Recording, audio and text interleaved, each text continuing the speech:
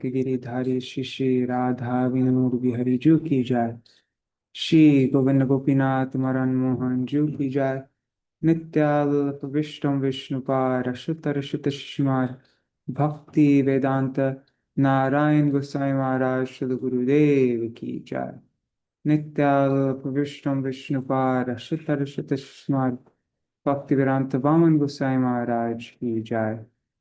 नित्याल्प विष्णु विष्णुपार अच्युत शिशुमार भक्ति वेदांत स्वामी महाराज श्री प्रभुपाद की जय। नित्याल्प विष्णु विष्णुपार अच्युत शिशुमार भक्ति प्रज्ञान केशव गोसाई महाराज की जय।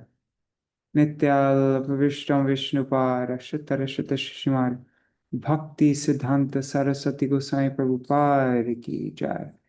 नित्याल्प विष्णु महाभगवत श्री गौरक्षरस बाबाजी महाराज की जय। नित्याल्प विश्व श्री सच्चिदानंद भक्ति विनोद ठाकुर की जय। नित्याल्प विष्णु वैष्णव सार्वभौम श्री जगन्नाथ दास बाबाजी महाराज की जय। श्री रूपानु गौड़िया गुरु वर्ग की जय। श्री रूप सनातन भट्ट रघुनाथ श्री जीव गोपाल भट्टदास रघुनाथ शौर गोसाई प्रभु की जय। श्री स्वरूप दामोदर राय रामानंदारी श्री गौर पार्षद वृंद की जय। नाम जय श्री हरिदास ठाकुर की जय। प्रेम से कहो श्री कृष्ण चैतन्य प्रभु नित्यानंद श्री अद्वैत गदाधर शिवासरी गौर भक्त वृंद की जय। श्री क्षेत्र मंडल गौर मंडल ब्रज मंडल मथुर वृंदावन धाम की जय। सर्व अभिष्ट प्रदत्त गिरिराज महाराज की जय। श्री राधा कुंड श्याम कुंड की जय। श्री यमुना देवी गंगा देवी की जय। श्री तुलसी महारानी वृंद देवी की जय। श्री भक्ति देवी की जय। श्री पूर्णमासी योग माया की जय। श्री गोपेश्वर महादेव की जय। श्री हरिनाम संकीर्तन की जय। अनंत कोटि वैष्णव वृंद की जय। समागत गौर भक्त वृंद की जय। श्री निताय गौर प्रेमानंदे हरि हरि बोल। We'll do the Mangala Charan and then begin. Jnanatimidandasya Jnananjana Shalakaya Chakshurunmilitam Yena Tasmai Shri Gurave Namaha. Gurave Gaurachandraya Radhikaya Tadalaye Krishnaya Krishna Bhaktaya Tadbhaktaya Namo Namaha.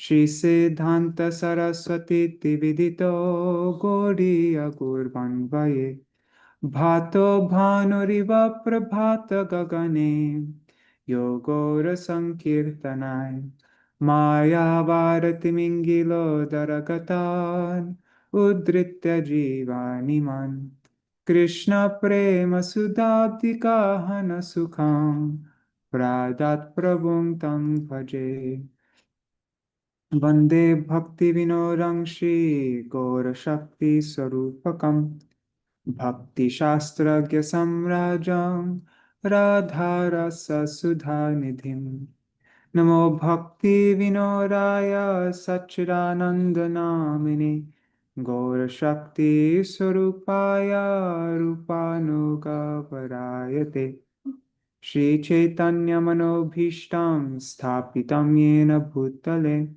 Swayam Rupa Kadamahyam Dadati Swapadantikam Vancha Kalpatarubhyascha Kripa Sindhubhya Evacha Patitanam Pavanebhyo Vaishnavebhyo Namo Namaha. Vrishabhanusutan Vitavamatanu Yamuna Tatanagarananda Sutam Murali Kalagita Vinora Param Bhaja Godrumakanana Kunja Vidum Smara Gaura Gadadara Keli Kalam Bhava Gaura Gadadara Pakshachara Shrinu Gaura Gadadara Charu Katham Bhaja Godrumakanana Kunja Vidum Tvai Vasmi Na Jivami Tvaya Vina iti vigyaya devi tvam nayamam charanantikam bhaktya vihina aparada lakshay kshiptascha kamadhitaranga madhye kripa mai tvam sharanam prapanna vrinde namaste charanaravindam. Bhaja Shri Krishna Chaitanya Prabhu Nityananda Shri Advaita Gadadhar Shivasari Gaur Bhakta Vrinda. Say, Hare Krishna, Krishna Krishna, Hare Hare, Hare Rama, Rama Rama, Hare Hare.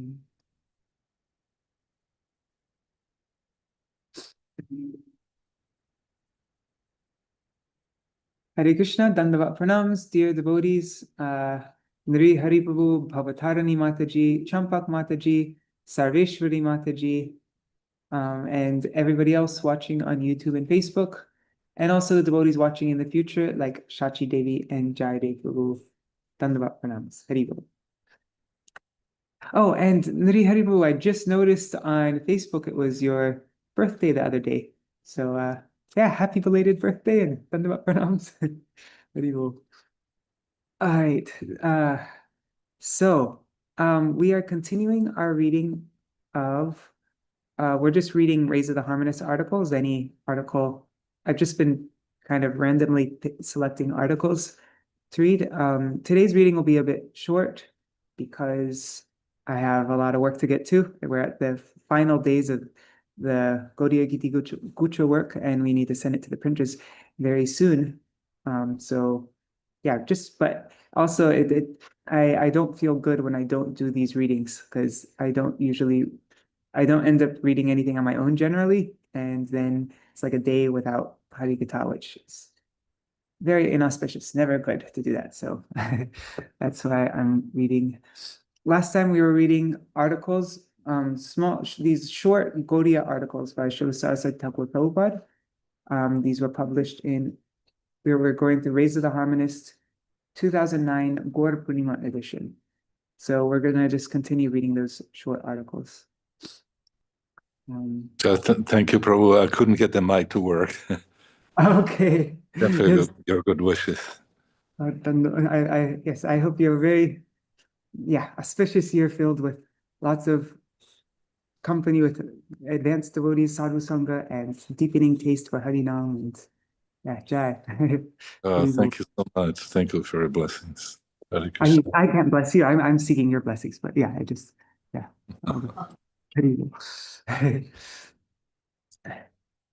So in our last reading, we read this article here, Shri Nam Sankirtan by Śrīla Sarasvatī Prabhupāda, and I actually ended up adding it to the Gauḍīya Giti Gucha. It's now been laid out. It's going to come at the end of the, and if we didn't have that reading last time, it wouldn't make it in the book because I wouldn't have seen it. So I'll read out the part that I added in. Here. This is a section I added in. 1 second, let me make this. Okay, so this is what you'll now find at the end of the Gauḍīya Gita Gucha. Actually, I have to blow my nose 1 second.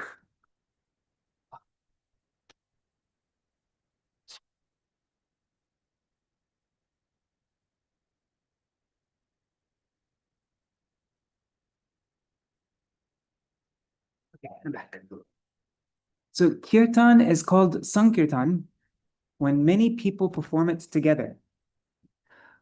But it will be worthy of the name sankirtan. But will it be worthy of the name sankirtan if some worthless people, without any ardor for Bhagavan's service, if they all come together and shout in unison?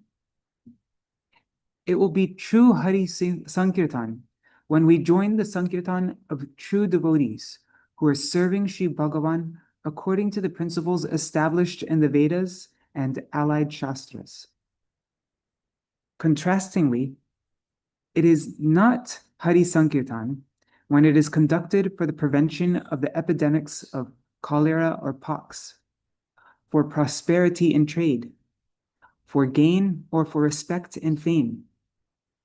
This kirtan is Maya Kirtan, chanting within the jurisdiction of the illusory potency. As long as we do not join the perfect Krishna Kirtan conducted by genuine devotees, Maya will delude us in various ways. And if we join the Kirtan of the blinded self-deceivers who are not anxious for their true well-being, then surely we will not attain our own true well-being. If we follow people who never receive instructions from the true Vaishnavas, but just to imitate them by decorating their bodies with tulsi beads and other marks, and who shout out what appears to be the names of God in external sound alone, we will not find Shri Hari Nam Sankirtan.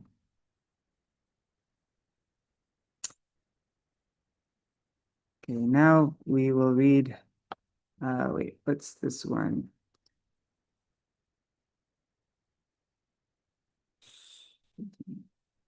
Okay, sorry, I just wanted to see this one is chant the transcendental word to others, or he will be eclipsed. Oh wait, I think we already read this one, right? Kind of remember this one, yeah. Okay, so now, and we read this one, the highest Vaishnava sees himself as the lowest of all. Okay. Did we read this one? Utilize every moment. Don't think we read this one. Let's read this one now. Utilize every moment to attain true well-being.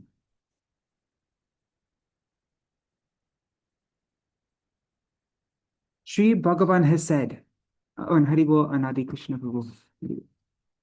Okay, so Sri Bhagavan has said, a truly intelligent person should shun evil company, but seek the association of holy saints who, with their instructions, gnaw away the knot of our mind's worldly attachments. That's Srimad Bhagavatam 11:26-26. This means that for our true well-being, we should always accept the guidance of the true Guru and not be misled by pseudo-gurus. The Guru never accepts Prayapanta, the path to pleasure, but he is a follower of Shreyapanta, the path to true well-being. And he instructs his disciples and others to walk along this real path as his own true Guru. He instructs his disciples and others to walk along this real path as his own true Guru instructed him. If a disciple asks the Guru for permission to drink alcohol, the Guru is sure to disapprove and never grant it. When the Guru does not indulge the disciple in his prayer for the cravings of his mind, he might dismiss the Guru. Such disciples only accept those Gurus who are ready to supply fuel to their desire to indulge in sense enjoyment. These days, accepting a Guru has become a fashion, meant not for the disciple's true well-being, but for getting one's sensual pleasures approved of. Like selecting a barber or washerman, such appointments only satisfy social or family customs. As soon as truth is ascertained, it should be ardently put into practice, then and there. Since the span of our life is very short, we should not misspend even a moment of what still remains of it in attending to worldly affairs. Rather, we should utilize it to perform our service to Sri Hari. King Khatvanga attained his highest good by engaging in Lord Hari's service for but one muhurta, in just 48 minutes, and Ajamil by serving him just at the time of death. The following anecdote illustrates this point. Shivananda Bhattacharya, by faith a Shakta, or worshipper of goddess Kali or Durga, sent his son Ramakrishna to purchase some sacrificial animals like goats and buffaloes and other necessary articles for the upcoming festival of Durga Puja. When Ramakrishna was returning home after purchasing them, he met Śrīla Narottam Thakur, a holy saint of the highest order. After Śrīla Narottam Thakur talked with the youth instructively, the youth's mind was changed altogether. He let the animals go in order to attain initiation from the Thakur and went home empty-handed. Shivananda was waiting expectantly for his son to return with the goats, buffaloes, and other articles for Devi worship. Seeing that he returned without them, he anxiously asked about them. Sri Ramakrishna replied that he had been blessed to have gotten the grace of the illustrious Vaishnava, Śrīla Narottam. Upon hearing this, his father flared up with excessive wrath and called him a disgrace to the family for accepting a guru who had not taken birth in a Brahmin family. Ramakrishna was fortunate enough that upon hearing the truth from the mouth of Thakur Mahashaya, he was roused from the worldly mire and at once gave up the duties of this world as deplorable and insignificant in order to engage in the service of Hari. Since we cannot rely on even the duration of a breath, for it may be our last, we should utilize even this moment for attaining our true well-being. For this end, we should not listen to anyone of this world who might give us contrary advice. In the Srimad Bhagavatam 5.5.18, Sri Rishabhdev teaches us, "We are encompassed by death, and whoever does not deliver us from it cannot be obeyed as our well-wisher, even if he is a guru like Shukracharya or like Shukracharya to Bali, a near relative like Ravan to Vibhishan, a father like Hiranyakashipu to Prahlad, a mother like Kaikeyi to Bharat, a demigod like Indra to Nanda, or a husband like the Yajnik Brahmins whose wives are devoted to Sri Krishna." Such was the case with Sri Ramakrishna Bhattacharya, who wisely courted his father's certain displeasure to secure his true well-being. It's adapted from the Gauḍīya, volume 24, number 10.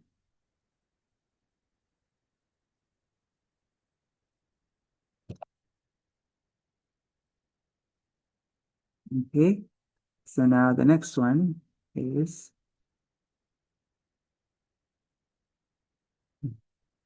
that's a nice picture there. Huh? There's Narottam Das Thakur and there's Ramakrishna.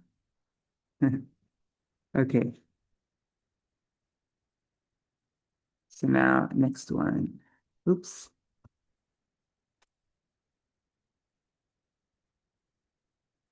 Okay, so the next one we're reading is,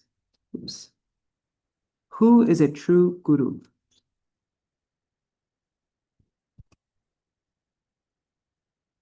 Also by Śrīla Sarasvatī Prabhupāda. Who is a true guru? It is he who is constantly engaged in the service of Sri Hari. And who is the truly learned man? It is he who, in the words of Sri Krishna, is well conversant with actual knowledge of the jiva's bondage and his deliverance from it. See Srimad Bhagavatam 11:19-41.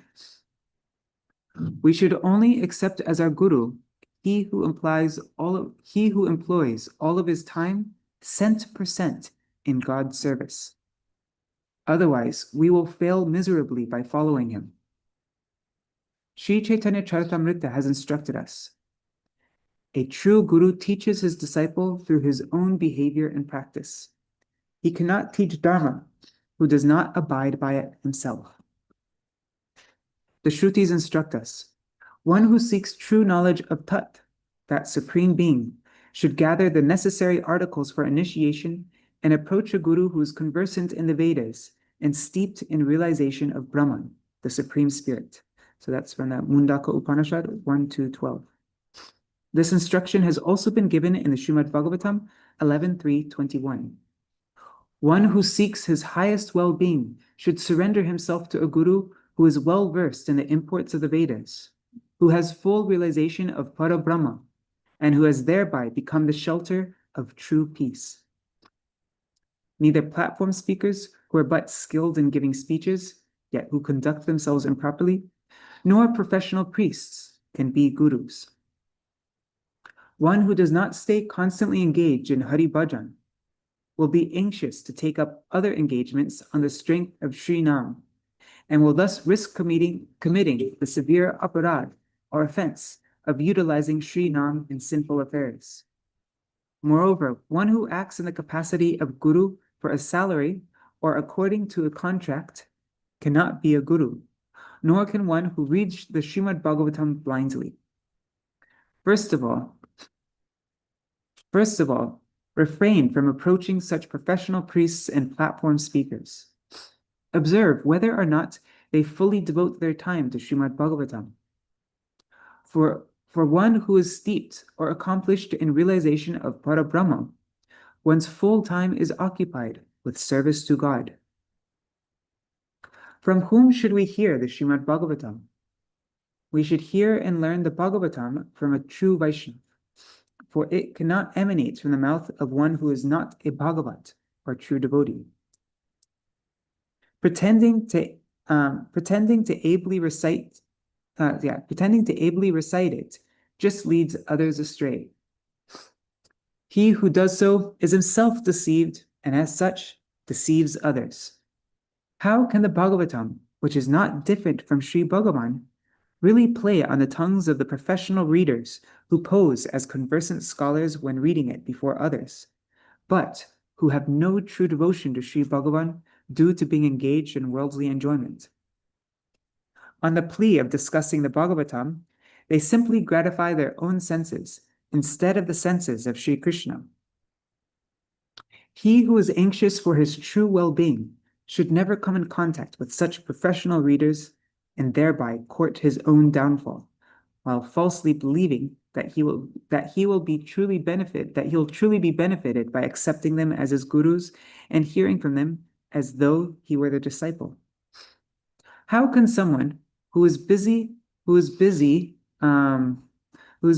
the maintenance of his wife and children, who is fully devoted to his desire for worldly enjoyments which arise out of illusion, and who tries to employ God, the highest entity worthy of adoration and service, in supplying him fuel for the fire of those enjoyments? So how can those or act as Jagat Guru, or the true instructor of all people? What do we observe in the Srimad Bhagavatam and in the conduct and preaching of Sri Chaitanya Mahaprabhu and his devotees? Those who foster within their hearts fear, affliction, illusion, sensual desires, greed, and feelings of frustration in relation to their bodies, wealth, friends, and so on, due to their attachment to some object other than God, have not surrendered themselves to God. Such undedicated individuals cannot advise others to surrender to God. Even if they give verbal instructions, their preaching, which is bereft of any practical examples from their own conduct, is ineffective. Only a Mahabhagavat, who has no worldly possession or attachment, and who has sincerely surrendered himself to Krishna and exclusively serves him 24 hours a day, can legitimately occupy the Acharya's seat. That was from the Gauḍīya, volume 24, number 11. Okay.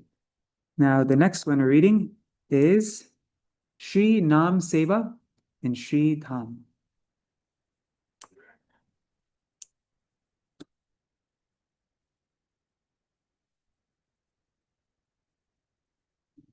Also, all these articles are by Śrīla Sarasvatī Prabhupāda. Within this world, only those who attend to Sri Bhagavan's holy name, Nam, his abode, Dham, and his desires, Kam, are truly worthy of adoration. No being can extricate himself from misunderstanding which arises from Maya without serving Sri Nam. The result of serving Sri Nam is that one will be freed from all forms of prejudice and will become settled in serving Sri Krishna's desires, Kam. And the result of serving Sri Dham is that one will be freed from the clutches of the tremendously dangerous conception that I am the Lord. God has no eternal name, form, qualities, pastimes, majesty, and so on. Then by serving Sri Krishna's Kam, desires, one will save oneself from the serious danger of selfish sensual gratification. Thus freed from transient lusts, Kam, one will become firmly established in serving the transcendental Kamadeva, Sri Krishna, as well as the Kam Gayatri. There's a footnote here. This is from Śrīla Prabhupāda, or Śrīla Bhaktisiddhānta Sarasvatī Prabhupāda, and his Chaitanya Charitamrita Madhya Lila 21:125. He says, Krishna, the Supreme Personality of Godhead, is identical with the Vedic hymn known as the Kam Gayatri, which is composed of 24.5 syllables. Those syllables are compared to moons that arise in Krishna. Thus, all three worlds are filled with desire.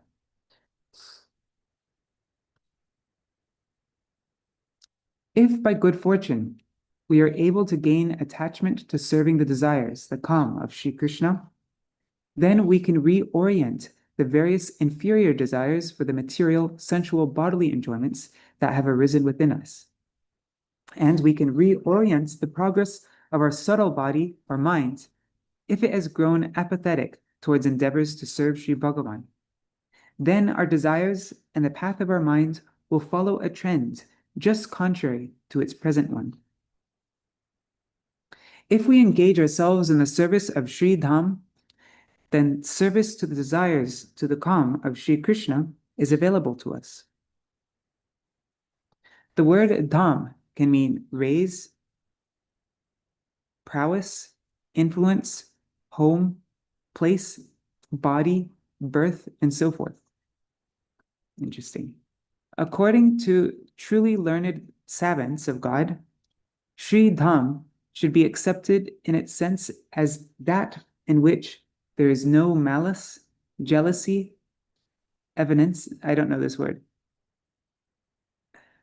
Evanescence? What's evanescence mean? That means soon passing out sight, memory, or existence, quickly fading or disappearing. A field or way that I still don't get it. Anyways, soon passing out of sight. Okay, yeah, of course, it makes sense then. Sorry, it didn't seem the same as malice or jealousy, but I get it. Okay, so Sri Dham should be accepted in its sense as that in which there is no malice, jealousy, or evanescence. You know, it's not. There's nothing's temporary. It's eternal. And that which is eternally self-manifested, spiritual, and blissful. By adventing in Sri Dham, Sri Chaitanya Dev has made the world conscious of its transcendence. If we had failed to realize the exaltation of Sri Dham, we had no predilection for serving Sri Dham and not so much faith in the worshipful deity form of Sri Bhagavan. We had failed to realize the exaltation of Sri Dham. We had no predilection for serving Sri Dham and not so much faith in the worshipful deity form of Sri Bhagavan. We remained absorbed in study, sure of our notion that we could vanquish everyone on earth through our expertise in dialectics, the splendor of our erudition, and the glory of our exemplary character. But then some holy saints who were engaged in serving Sri Dham enlightened us. They told us that the very service to Sri Dham that we had been neglecting would in fact bring us the highest welfare. He who seeks connection with Sri Dham finds that his attachment to Gram, to domestic life, soon expires. Then his service to Sri Nam, which is the means of attaining true blessedness, soon carries him to his true goal, service to Sri Krishna's Kam. The holy name, Sri Nam of Sri Vaikuntha, the spiritual dimension, has descended to this earth, and it is in Sri Dham that Sri Nam has been deposited. The performance of Nam Seva does not bestow Krishna Kam Seva, service to Sri Krishna's desires, which is the true and ultimate objective, upon one who disconnects oneself from Sri Dham. Wow, that's very interesting, huh? And so we can see how these three are interconnected. Sri Nam, Sri Dham, and Sri Kam. That's actually one of the quotes going in the Gauḍīya Giti Bucha, in the essential instructions part. Let me see. Where is it? No. I'll find it one second.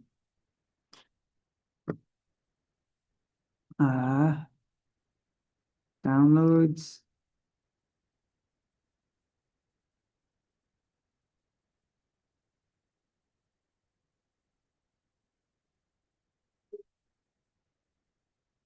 It's so weird. Why can't I find it? Oh, there it is.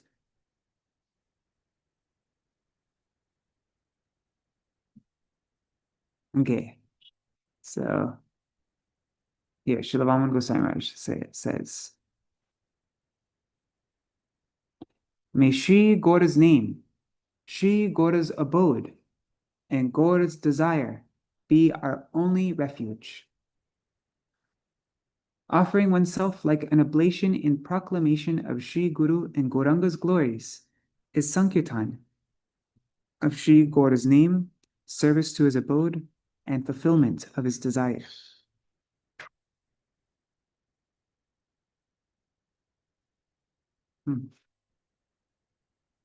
Okay.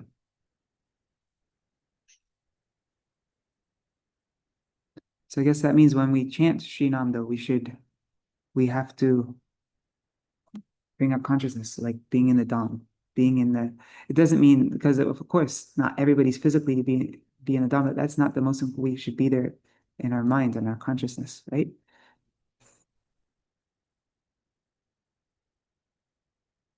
Okay.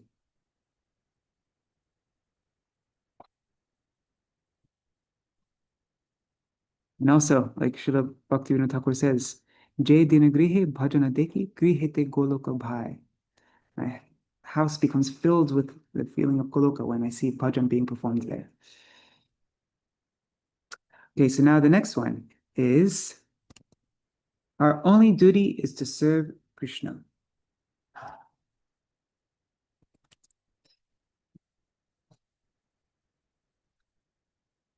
Some people attempt to become heroes through action, through karma.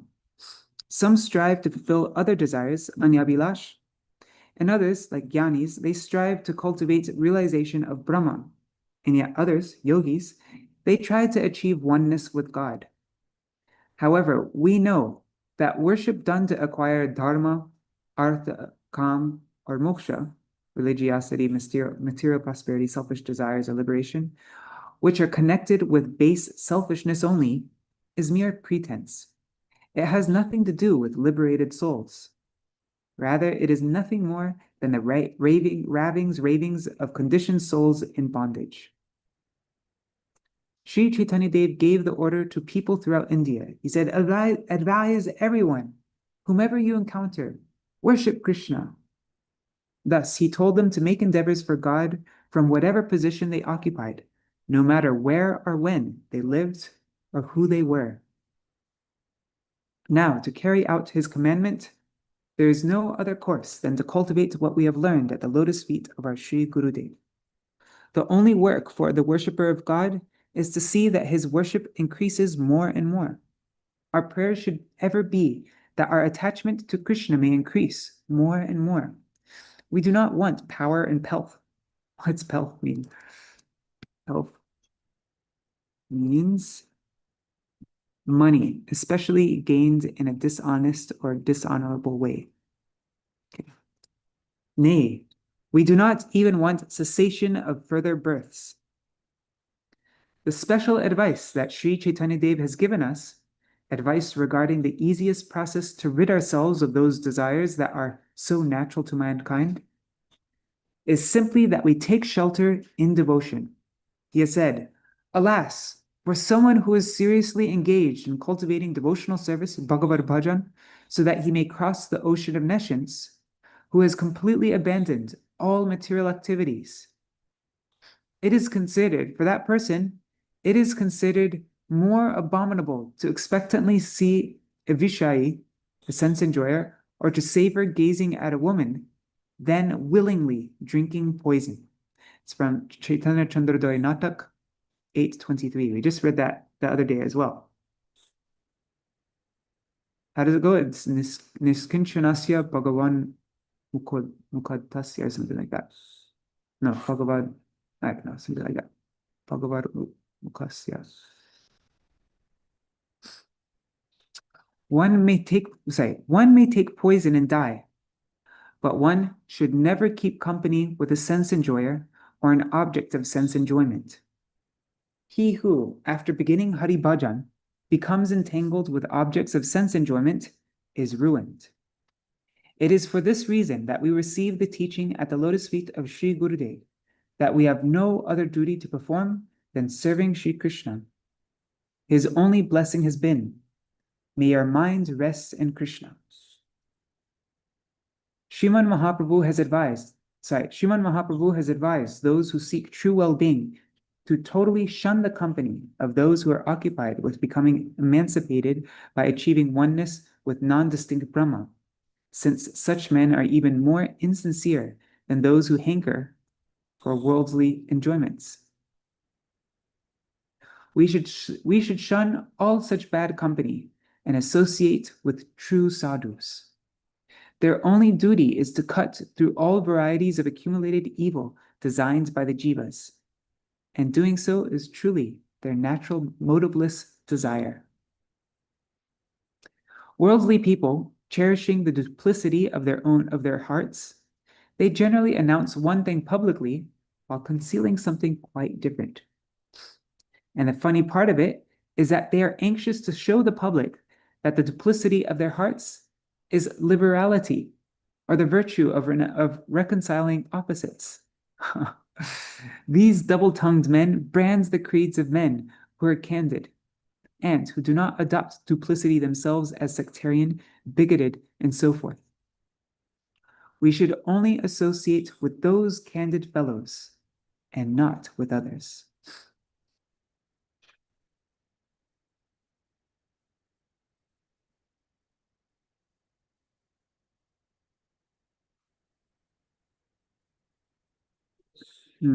Should we read one more? Let's just read one last one and then we'll end for today. This one's nice. It's, one second. This is the esoteric meaning of Anukut. So this is an article it's spoken by my Param Gurudev. Śrīmad Bhaktisiddhānta Sarasvatī Gosvāmī. Okay. It's a short one. The esoteric meaning of Anukut.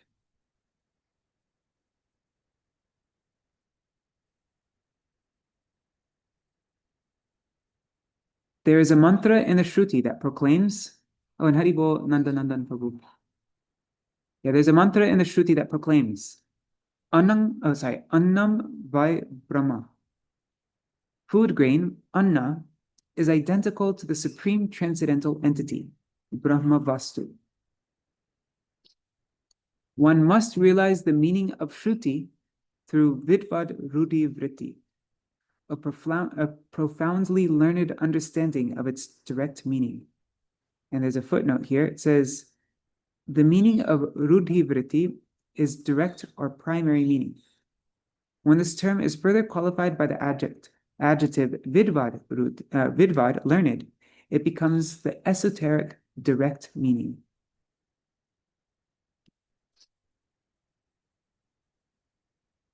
So one must realize the meaning of Shruti through Vidvad Rudhi Vritti, the learned direct meaning. If we assume that this mantra that says Annam vai Brahma, that food grain is identical to the Supreme Transcendental Entity. So if we assume that this mantra simply indicates the superficial meaning of the word Anna, food grain, it will only intensify our tendency to enjoy this world and maintain our aversion to Krishna, which is typical of conditioned souls like us.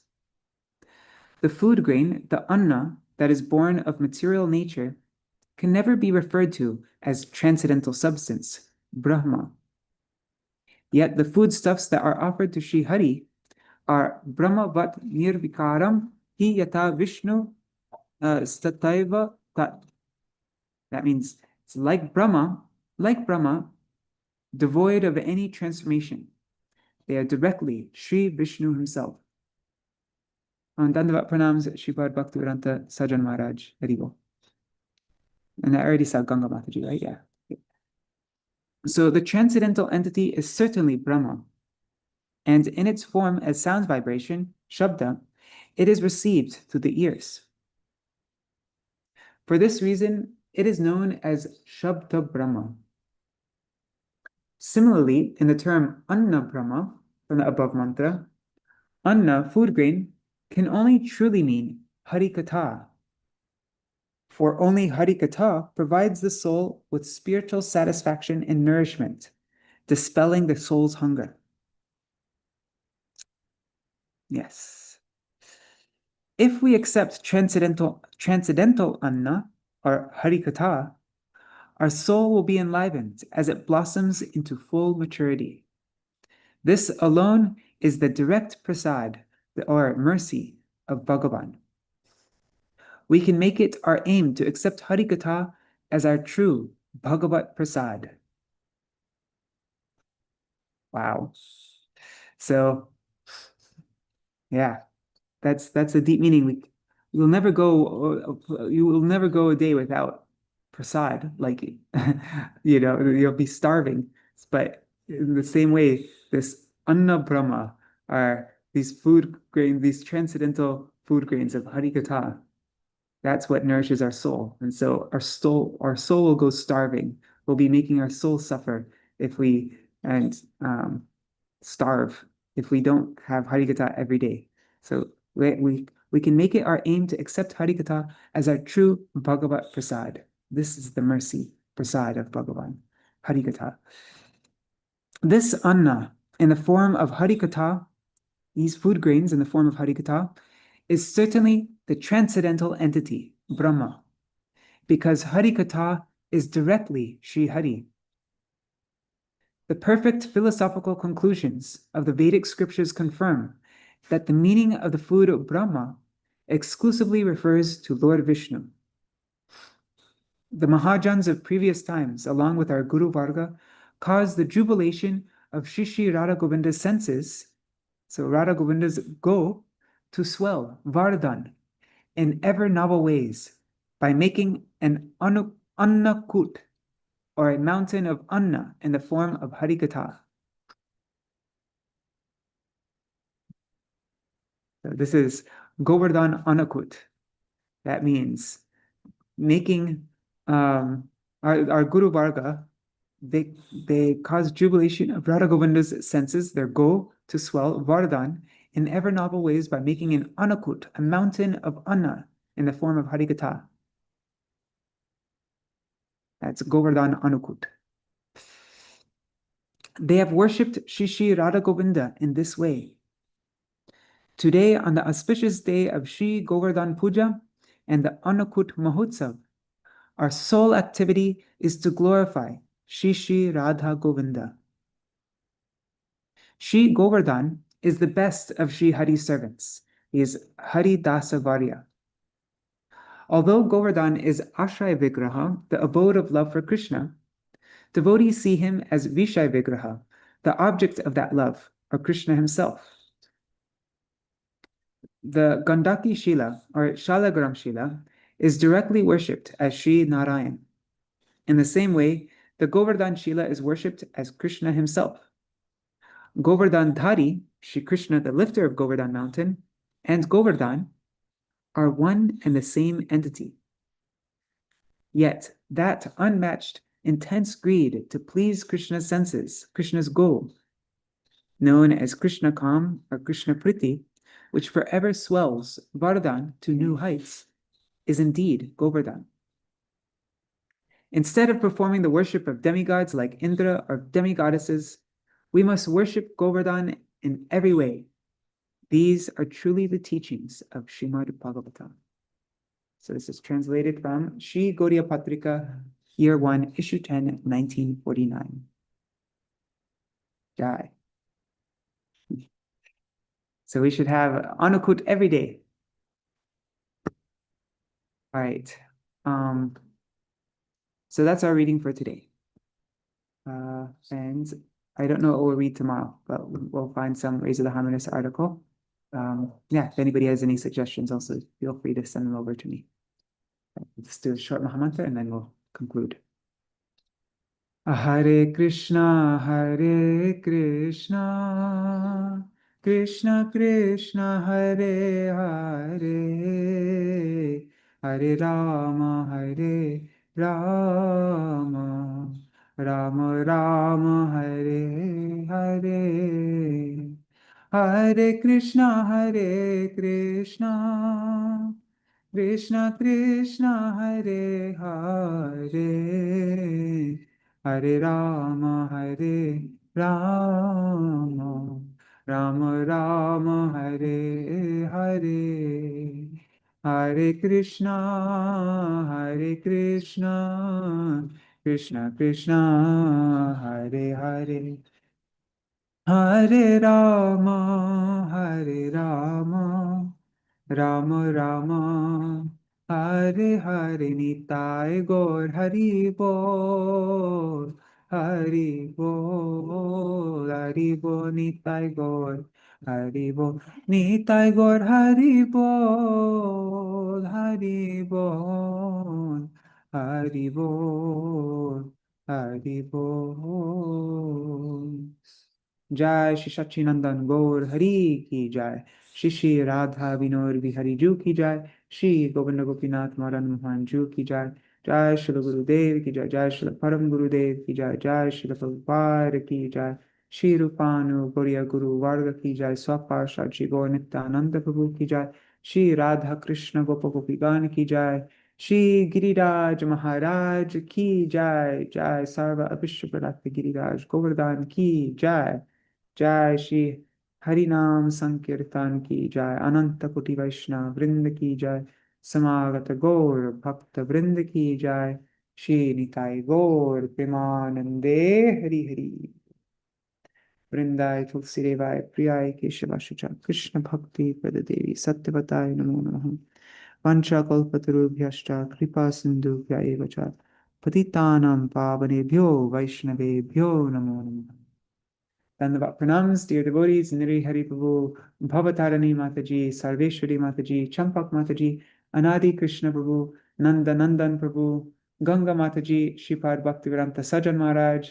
I don't know who else is there, maybe Indira Mataji or Seshwari Mataji, and all the devotees watching, maybe Rohini Nandan Prabhu and Rup Raghunath Prabhu, and all the devotees watching in the future, like Shachi Devi, Jayadeva Prabhu, and all others.